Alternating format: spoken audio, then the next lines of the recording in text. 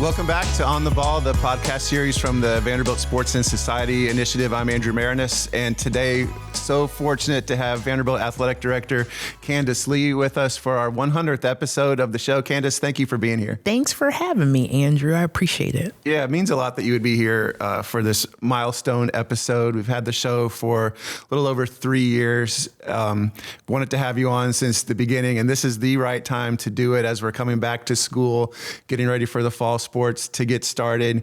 When I came in this morning, the football team was out there practicing. You could just feel the excitement and the energy. What's this time of year like for you? No, I just got back from vacation, and I tried to time it because it's really important to try to catch your breath right before everything kicks off. And so I came back renewed and refreshed, and it makes me even more excited because I love the fall. Like I love college campuses anyway, but when students start coming back, and it's the best time. Yeah, I completely agree. So the last time I spent some time with you before your vacation, there was an event here for military veterans, Soldiers to Sidelines nonprofit that works with veterans who are interested in entering the coaching profession. And you spoke to them, and you could tell how much that opportunity meant to you because of your own experience. And before we get into talking about Vanderbilt athletics today and some current issues, I was just curious if you could talk about your own background as a military brat and what that life was like for you. First of all, I'm glad you brought up that event because I had never heard of anything like that where, there'd be a program that was taking people who had served our country and then helping them serve young people. And I guess they have it through every level. Is it youth through college? Yes, is it professional? Even pro. Mm-hmm. But I'm so struck by it because I've just deeply appreciated my own background as a military brat and have so much respect for the military. And also I feel like sports can have such an incredible impact. My dad says all the time, like he talks about how the Army saved his life, but so did football. And just hearing him tell those stories as I was growing up. So my father retired from the Army my freshman year here at Vanderbilt. So in 96, he retired as a lieutenant colonel in the Army. And when I got to Vanderbilt, I've been to countless schools. We moved a lot. I was born in Kansas at Fort Riley. And then when I was 2, we moved to Germany. So we went Kansas, Germany, Birmingham, Alabama, Fort Lee, Virginia, Fort Buchanan, Puerto Rico. Hope I'm not missing something. Redstone Arsenal in Huntsville, Alabama, Fort Benning in Columbus, Georgia, and Fort McPherson in Atlanta, Georgia. Wow. And so we moved a lot. I had no idea that I was sort of in training to become a leader. But I do believe that's been impactful to the way that I lead, because every day growing up, I just saw mission, duty. And I watched my dad, and my parents adapt to so many different scenarios, different kinds of people. Mm-hmm. And Lord knows that's what we have to do in college athletics now. But it was really a great training ground. It was also a beautiful way to grow up, constantly having to adjust. It doesn't sound fun when you say it, but it's actually beautiful, right? Because we were able to create home and find home no matter where we were. Mm-hmm. And I think I'm really grateful for that. Okay. One of the things we want to talk about later is the Anchored for Her campaign and the importance of opportunities for girls and women in sports. As you're growing up and moving to all these places, like, what was the role of sports for you? Was that a way to make friends in a new environment? Was it a comfort level for you when you were playing basketball? Were you a great athlete from the very beginning? That's a great question. I always say I was not a great athlete. I became a good basketball player, but there is a difference. What a great question. So for me, sports became, my dad, so I used to read books all the time. Was definitely a bookworm. Mm-hmm. Would spend the summer reading books. Had one of those subscription services that would send books to your house. Yep. And my parents really wanted me to explore opportunities outside the house. I tried ballet. It was fine until it wasn't. I tried piano. It was fine until, a botched recital. I tried softball. Couldn't hit the ball. I'm trying to think. There are so many things. And then one day my dad and my mom said, listen, how about basketball? Just try it. There's a rec league. We were living at Redstone Arsenal, so on the Army base. And it was an all boys league. And I'm the only girl. And they thought it was so cool that I was tall. I don't know. I was very tall even then. Okay. And so to answer your question, sports ended up giving me confidence. So I wasn't good, right? I had never played. But the way that the boys reacted to me, and I thought, okay, well, I'm going to go out here and I'm going to try this. And then when my dad started to pick up basketball a bit, and then at that point, I started, once I played rec league, I eventually started playing for the school, like in, 7th grade. And my dad went to Desert Storm. And so there was an AAU program. They wanted me to play AAU. And I didn't feel like I could commit my mom to having to take us everywhere for travel ball, because it was just my mom taking care of my brother and I. And so I said no in 7th grade. And when my dad got back, he's like, one of the first things he said, well, there were two things. He said, one, he's like, if I get back by your brother's birthday, you guys get a dog. So that was awesome. So we got a dog. And we named him Desert Storm Story. Storm lived a good life for 14 years. Wow. Desert Storm, very faithful. The other thing, he said, you have to play AAU. Okay. And so I didn't start playing AAU until like 8th grade, which like nowadays, that's really late. Okay. My little niece, like she's been playing since she's been playing ball with girls since she was like 6 or 7 years old. So it's amazing how how far it's come. But I say all that just to say it also did give me comfort. It gave me a sense of community. It was cool because you could be a 6'1" girl in basketball and it wasn't weird. It was an advantage. It was a positive thing. Andrew, you and I have talked so much about girls and their confidence level and what sports can do, and body image, but for me, like, it was a positive thing, and that's one of the ways I felt when I came to Vanderbilt. When I came to elite camp as a junior, like the summer before my senior year, and I saw all these tall women. And they were graceful. They were strong. They had such poise. They were ballers. I thought, oh my gosh, you can be all those things. And so that's what sports did for me. All right. So speaking of coming to Vanderbilt, I was hoping you could share a story. This is a problem when somebody that knows you well interviews you on a podcast. Yeah. But go ahead. Okay. I have no idea what you're going to say, but go ahead. Yeah. All right. So I think as far as I've heard this story, like maybe it was your first day of class on campus. Oh, gosh. To me, this story kind of shows a bit about your open-mindedness, maybe your curiosity, your dedication to being a scholar, athlete. Or my naivete, my ignorance, but go ahead. Okay, so tell us a story about maybe walking to your first class and stopping to check something out and making it to class anyway. I guess this is fair game because when Jim Foster came for the reunion of the Final Four team last year, was that last year? He told this story in front of everybody, including our student athletes. So I guess this is fair game. All right. So I think it was like my first or second day of class. It was my first time going to this particular class, my freshman year. And I was walking across Peabody, and we had practiced at 6 a.m. And that was kind of a hallmark of the program. Like, we had these shirts that said, we do more before 8 a.m. than you do in an entire day. We're just proud. You got up at 4:30, you practiced at 6. So by 8 or, 8:30 or whatever, we were out going to class. So I was walking. I heard this sound. It was like a kind of sound, which if I heard that today, I would run. But at 17, I was like, oh, what's that? So I heard it again, and it was coming from the ground.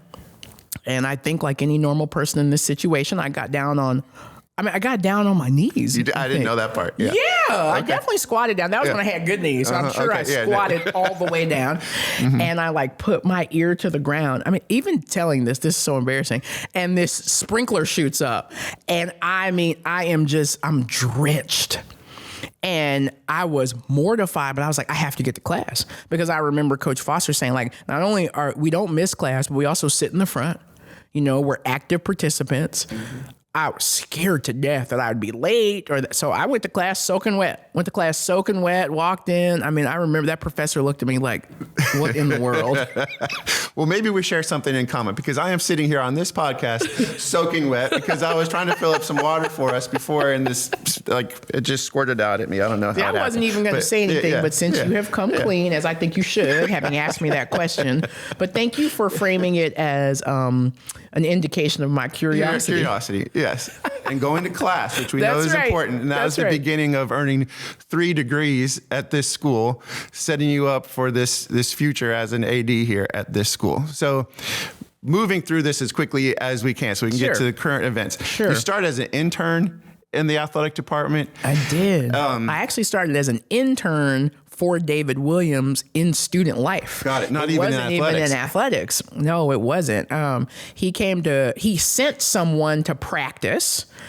This was the end of my 6th year. We were getting ready to go to the NCAA tournament. We might have already been in the tournament. Maybe we were getting ready to advance to another round. I don't know. It was during the tournament. And sent someone from his office. I'd never met him. A guy came to practice, and Coach Foster said, hey, there's a guy here to talk to you. And I'm like, well, okay. And I step off the court. It's this gentleman named Greg Swanson. Greg, I think, recently retired from Vanderbilt. I actually saw him at the Whitland Avenue 4th of July celebration. And I said, man, everything, like, he's like, I'm so proud of you. I'm so proud of Vanderbilt. And I'm like, oh my gosh, it all started with a conversation with you. Wow. And so I stepped off the court, and he said, Vice Chancellor David Williams, I don't know if you know David Williams, he's just come here from Ohio State. He is starting an internship program for former student athletes. We've heard that you'd be a good person for the program. There were so many lessons, but one lesson for me is, like, your reputation does matter, right? Because they didn't know me and I didn't know them, but thankfully, right, they had heard good things about me. And I did not know the art of negotiation at that time. Okay. So I'm like, cool, well, what is it? He's like, well, it's 12 months. It pays $24,000 and there's no guarantee you get a full-time job. I'm like, sign me up. My first job at Vandy didn't pay. Right, it didn't pay. Sign me up. Yeah. And he goes, when do you want to start? And I said, well, graduation is on, I don't know, Friday, May 9th or whatever.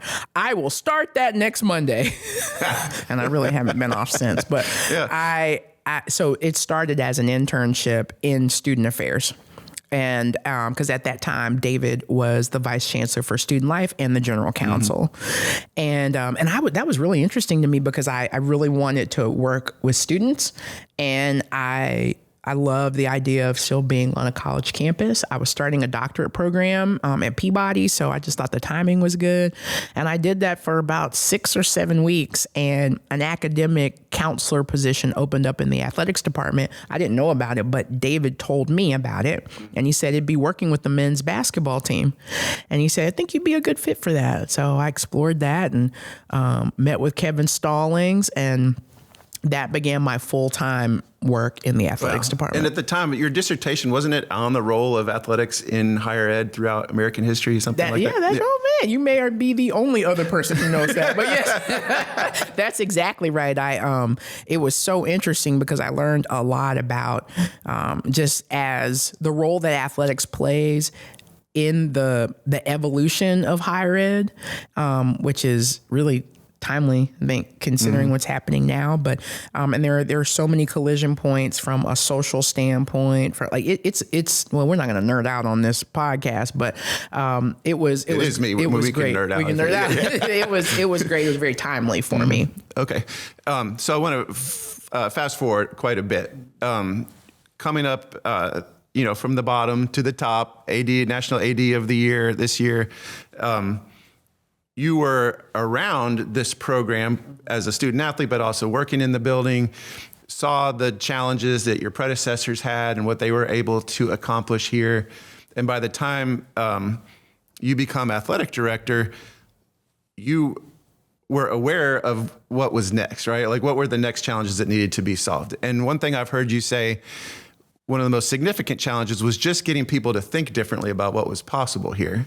It wasn't necessarily like the biggest challenges, we've got to hire this coach or build this building, which has happened, but it was even just like in people's minds. And I think that's really interesting. Like what had you noticed and what did you feel like needed to happen? It's always so challenging to talk about this because I think that it paints an incomplete picture if we just say, well, you came in, Candice, and, you had the support of Chancellor Dearmeyer and you all just single-handedly changed things and no one else before you tried to do that. So I want to give a lot of credit to Chancellor Dearmeyer because he unlocked resources and he enabled me to be able to do the things that we have done, right? And that partnership is so important.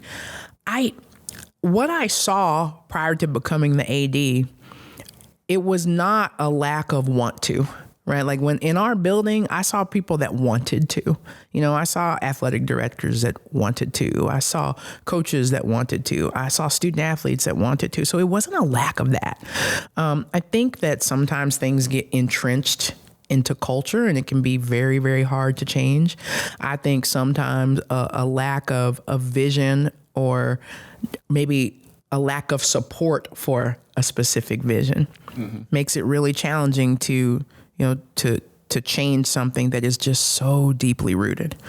So it's just important to say that because there were a lot of beautiful things that happened during the time that I was not the AD, but was at Vanderbilt.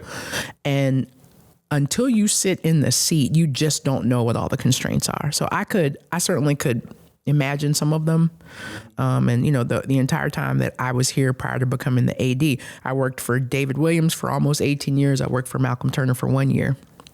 And, only those two gentlemen know the constraints that they had from their seat. Right. And I just always believe that people have wanted better for Vanderbilt. Perhaps there was some fear. So I just think it's important to say that. But to answer your question, what I saw was we had to change the belief system. Like we had to believe that we could do it. So, and it's not just about, because I know that hope is not a strategy. People say that all the time. You hear that tagline. I understand that, but I do think hope is an important part of a strategy for success. Okay. I think it's a key component. You have to give people something to reach for. You have to empower them. You have to speak even before the thing has come to fruition. Like you have to change the way that you see yourself before you expect people externally to see you differently. And I think we had fallen into a bit of a rut, especially, think about it, right? We're the small private school in the big old SEC. We've been here since the beginning. And I think you'll remember that I used to walk around saying, once I got the job, we're charter members of the SEC. Right. Because I wanted people to own that. Now, we had not always acted like it. And so it was important that we began to act differently, to talk about ourselves differently, to see ourselves differently. And now that's a hard thing to do when the rest of the world is like, but are you all serious about investing? And, I felt confident from my conversations with Chancellor Dearmeyer and getting to know him that, he was going to ensure that we had what we needed. Right. And he was going to let me take this vision and run with it. I felt confident in that. I didn't know how long it was going to take because I also knew that we wanted to do it the right way. And it was going to take some courage to kind of to hang in there consistently while you're trying to truly change a culture, which is not easy. It'd be easier to just start from scratch. Okay. Than to change something that is just so deeply entrenched. So I thought that first and foremost, right, we had to look at ourselves differently. And then as you do that and you began to execute and you stack good things on top of good things while also taking your hits, right? Because it wasn't just magic, it wasn't just always beautiful. It's hard. And we're still in it. So the best part is that we're building credibility, but we're still very much in it. There's only so much you can control, so you have to be prepared. You got to be a little lucky, but I think we're doing all the things that we need to do to right this ship and build something sustainable. We're not done, but we're definitely on the right track. What would you say about this change here has happened also at a time of tremendous change just across college athletics? You started, it was COVID. I've heard you and the chancellor talk about these moments when it might be tempting to retreat, or actually where you can make the biggest gains. And have you felt that's actually been the case, like that the changes we've seen across the board or the circumstances in the country or the world have been to our advantage in some way, or you've made decisions that have led to it being to our advantage? And when the chancellor arrived in 2020, on his first day officially in the office, because it was, mostly virtual during that time. So July 1st, 2020, he had a meeting with the vice chancellors. And I'll never forget what he said, because he said, listen, this is a time where, we have no idea what tomorrow will bring. We're in the middle of a global pandemic. We could have never predicted this. And he said, but what a time to be alive and what a time to lead. And his attitude was like, everybody else is going to run around and try to mitigate and try to do maybe the easy thing but we're going to use this to our advantage to show, well, one, who Vanderbilt is, but also how can we position ourselves, right, to truly lead through this, but, be better on the other side of it. And just, the power of a mindset change, right? Because if you're sitting in COVID feeling sorry for yourself, that's very different from, well, how do we, one, take care of young people, make sure that we have the infrastructure to do what we need to do, but get out here and we're not gonna put our vision on hold simply because there are external factors that are gonna make it more challenging. And we could apply that to many, many all parts of the university. But I really appreciated that. And I will say, that has consistently been the case. The chancellor always says we learned in COVID that our metabolism is quite high. We can do a lot. And so now that has sort of become the new normal. And there's a lot of adjustments that you have to make, but I think we're doing that. We've done that, and we're doing that. And so have there been easier times to become an athletic director in the SEC or anywhere? Sure, of course. But I don't know. I kind of look back. I've always had challenges in my life, and they seem to come at times and I've had beautiful things in my life. So I've not had a challenge. I've had a beautiful life, but things haven't been easy for me. And there'd be these times in the past where I reflect and it's like, oh man, I've overcome, but it's like, oh no, man, I'm pretty resilient. And I think we all have that story. We all have that because nobody's life is perfect. And I'm super blessed. I'm a wonderful life, but sometimes when the challenges come, they have come at inopportune times. And yet I've been able to thankfully and prayerfully make it through those things, and not just make it through, but thrive, even though I didn't know it at the time. And so this feels like another one of those things. So you talk about having a high metabolism, doing a lot. At the same time, we've seen that across the board with all 17 sports being supported. Adding a new sport like women's volleyball at a time where you see other schools reducing the number of sports they have. And so Anchored for Her is an important part of supporting all of our sports. So it's visible to see the support for men's and women's basketball at the Huber Center, with football, with the changes at the stadium. But Anchored for Her, making sure there are opportunities for all of our women athletes, or for girls who are aspiring to become those. Why did you feel like that was an important initiative at this time? And I made a mistake in our last conversation with the group, where I referred to it as a fundraising campaign. And in some aspects, it is raising funds to support scholarships and endowed coaching positions, but it's much more than that. And you made that clear in that scenario. So why was this important, and how do you envision what Anchored for Her really is in its totality? Well, we've already talked about the role that sports played in my life and how impactful it was.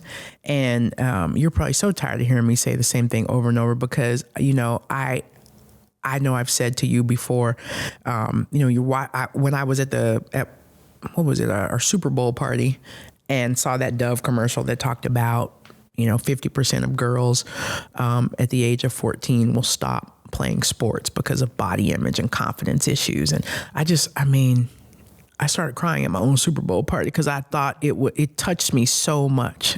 And I thought, oh my goodness.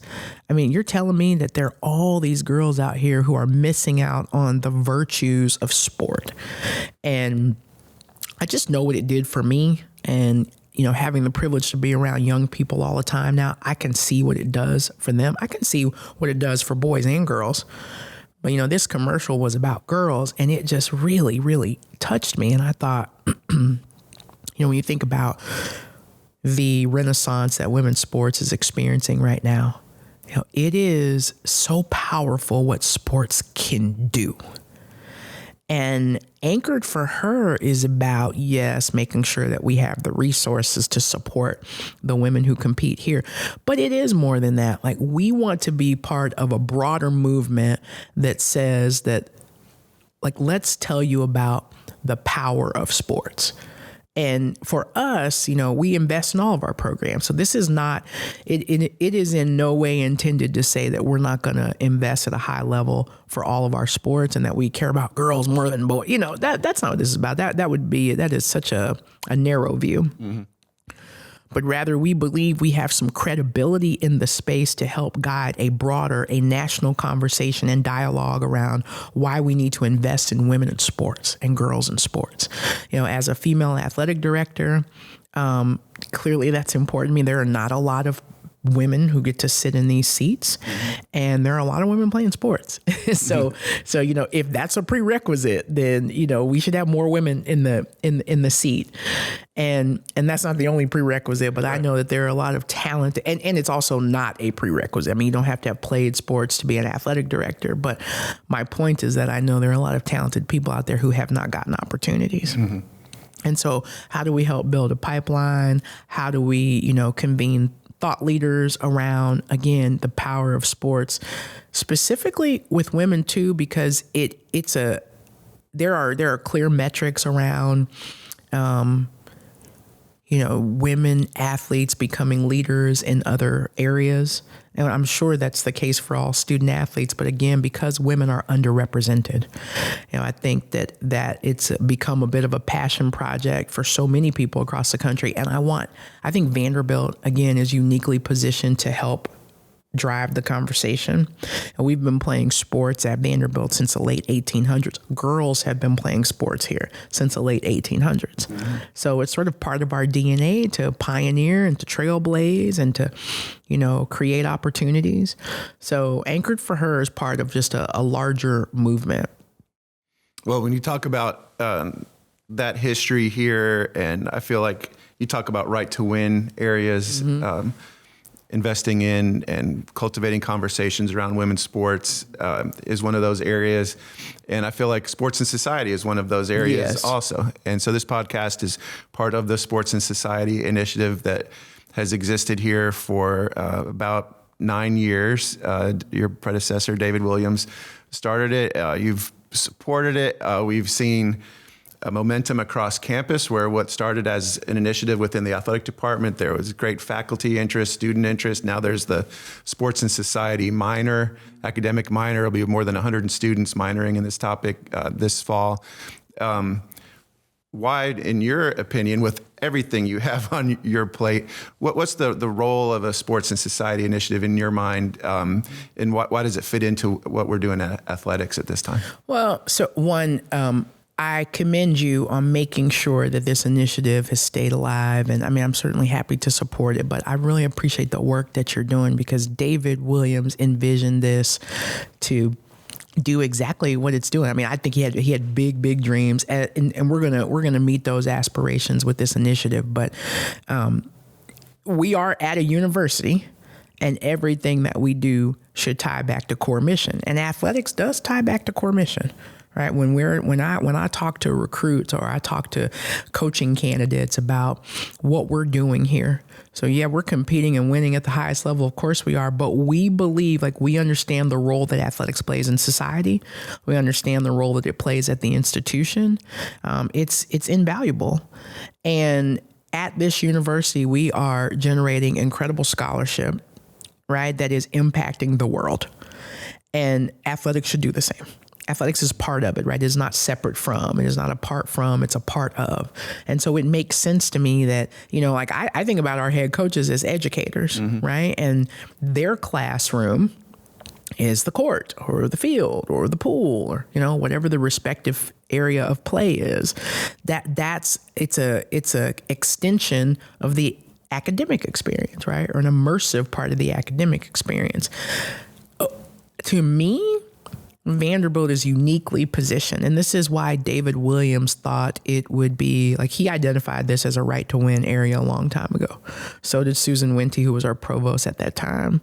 And, credit to Sibel Raver and to Chancellor Dearmeyer and to you and to all the faculty who understand why this has to stay alive. And I think in honor of David's vision, because this was very much his vision, I think that we now can demonstrate that we're the place that can give credence to why athletics plays such an important role, right? In a city, in a conference, in a, university, in the country, in the world.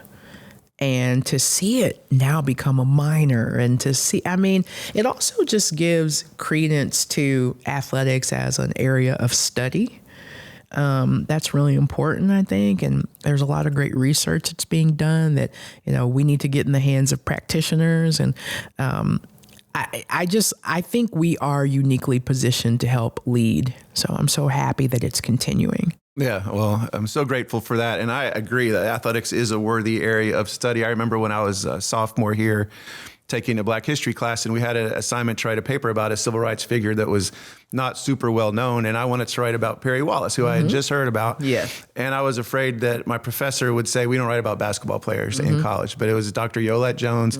And she said, if that's what you're interested in, go for it. And so you saw the kernels of that at that point, at least from my perspective. And it's cool to see where it's come now here. So last question, and you've told this story to some internal groups recently about an encounter you had with a football player recently that I thought was a really beautiful story, and it illustrates just what it's really kind of all about around here. And serving student athletes, you talk a lot about everybody who works in athletics is helping to raise other people's children, and maybe they're grown adults in some ways, but they're also people's children. I was just wondering if you could relay the story and what that encounter meant to you. Sure, I'll quickly tell it. I probably need to let Myron know that I'm telling this story everywhere. I don't think he'll mind knowing his personality, but a few weeks ago, I'd spoken to the incoming freshmen who were in our summer bridge program. So mostly football players, basketball players, a couple baseball players, everybody who was a freshman that came this summer. And there's a young man in there named Myron. And I run into Myron later when I'm walking to my car, and he is like, and in that orientation with the student athletes, I say, hey, I tell them who I am, and I'm here to support you, and here's what we're about, and here's what we stand for, and blah, blah, blah. And, and at some point I say, and if you need anything, you let me know. So I'm walking to my car, and Myron's like, Miss Candice, I have a problem. What's the problem? He goes, I don't know if you know that I'm a great bowler. Nope, didn't know that. And he says, and I heard there's a bowling alley on campus. I don't know where it is. I can't get in. I was like, oh, okay, hold on. So I said, I think you're obviously talking about the rec center. There are lanes in the rec center. Our bowling team uses it as our practice facility. When they're not using it, other people can use it. Why don't I introduce you to our bowling coach? She's at a conference right now, but when she gets back, I'll introduce you. And so I say something like, Myron, you got to make sure that you you have time for bowling. Like you're here to, trade and go to class. And he's like, no. It's fine. But I really got to bowl. I'm like, okay. So I say, I'll check it out. And, I go on. So the next day I see him, he's like, I can't get in. And I think he actually texted me that night. He's like, I found the rec center. I couldn't get in. My card doesn't work. I'm like, Myron, it's fine. Like I kind of don't understand why it's a big deal. So then fast forward. The following week, my husband came up here and surprised me. We had lunch together. So then I was walking with my husband back to his car, and we run into Myron. And I'm like, oh, Lord. In my spirit, I'm like, hey, he about to ask me about the rec center. So I see him, and he goes, Miss Candice. And I say, hey, well, Myron, first of all, let me introduce you to my husband, Sean. Sean, this is Myron, Sean. And he says, listen, I got in the rec center. And I said, oh, you did? I didn't even really make a call. Like, I forgot, So I'm like, thank God he got in there. So I said, you got in the rec center? Yeah, I got in the rec center. And he said, oh, and I just got a new bowling ball, too, this past weekend. And I'm thinking, I hope this boy is going to class and stuff. Like, he is talking about bowling all the time. So I say, well, Myron, that's great, right? And then it was like the conversation paused, and this young man says, Miss Candice, do you want to know why bowling is so important to me? And even the way that he asked the question, I really truly felt shamed because it was clear that it was important to him, and I had not asked him, and I talk all the time, right? Like, as leaders, you need to understand like the why for your people. You need to understand what makes them go. Right? Because you can only support people if you know them. And I thought, oh my God, no, I don't know. So this young man, gregarious personality, just an awesome kid, his whole demeanor changes. And he says, well, when my brother died, my dad said, you have got to find a way to channel your grief. And he said, Miss Candice, I was in a dark place. It was a bad, bad time in my life. And even as he's telling the story, I'm so blown away by the vulnerability, right? And I'm so grateful that he feels comfortable enough to share, And he says, so my dad said, listen, you've got to do something or you're going to go down the wrong path. And he said, so find a sport, just find another sport and just go mindlessly do it. And so he said, so I was like, all right, Dad, I'm going to play golf. And he's like, well, not golf, because that's my sport. And in the middle of this beautiful story, this kid just starts giggling and we laugh. And then he says, so I was like, okay, I'm going to pick up bowling. And he said, every time my heart just got heavy, I would go bowl. Every time I wasn't sure if I was going to make it, I would just go bowl. And he's like, and it turns out if you do it a lot, you become pretty good at it. And I was really so moved by this. And I said, so with the whole time that you've been asking me about bowling, you weren't asking me because you just wanted an extracurricular activity. You were asking me because it's part of your self-care plan. It's how you take care of yourself. It's how you manage your well-being. He's like, yes, ma'am. And I've told that story a lot because sometimes we just get me and everybody else probably just get so busy doing. And it's so deeply important to me that we live out our values, and the care we have for other people. GL Black, who is our Dean of Students, always talks about, I know he's got a fancier title than that, but he oversees student affairs. And he always says this is a community of care. And I love that phrase. If you want people to run through a wall for you, if you want people to be there, to show up as their authentic self, to give their best, they have to know that you care about them. And the relational piece is so important. It's a part of the way that I lead. It's a part of, being a good teammate. That's important to me. And I thought, man, I didn't live out my values in that moment. And so I felt very accountable. But I was also just so appreciative that he shared. I was so appreciative that we now knew that information and could make it part of the way that we support him. I immediately called the football staff, and then they're like, well, oh my gosh. Everybody was so touched, So then they organized a bowling team outing so that Myron could share his story. And, again, it's going to change the way that we support him. But I just thank you for asking about it, because it's important to me. I just love that story, and it says so much about this community of care at the university, but specifically in the athletic department. And I don't think it's any coincidence that the level of success that the outside world sees is due to that feeling of, yes, of course you'll run through a wall for Candice, or the people that you've put around you who truly exhibit that humanity and that care. So I know this is a really busy time of year for an athletic director, certainly in the SEC with football season, soccer season about to get started here, volleyball as well. So thank you for taking the time to come on this show, the 100th episode of this podcast. Looking forward to the next 100. Yeah, we'll that's invite you back for episode okay, 200 I'll be in back a couple for of years. 200. Perfect. But thanks again, Candice. Thank you. I appreciate it. Thank you.